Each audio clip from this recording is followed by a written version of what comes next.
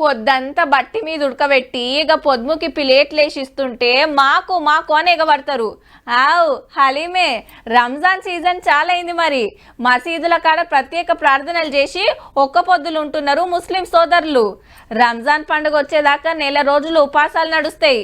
ఇవాళ సర్కార్ వాళ్ళు ఎల్బీ స్టేడియంలో ఇఫ్తార్ విందిచ్చిండ్రు. ఎవరెవరు వచ్చిండ్రు, ఎట్లెట్లా నడిచిందో ఆర్చుకుందాం పాండ్రి.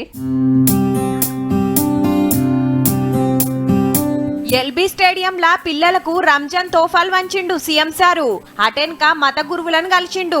ముస్లింలకు కాంగ్రెస్ పార్టీ ఏమేం చేసింది యాద్ చేసి జల్దిగానే తెలంగాణలో ఓ యూనివర్సిటీకి ముస్లిం వైస్ ఛాన్సలర్ ను పెడతామని మాటిచ్చిండు.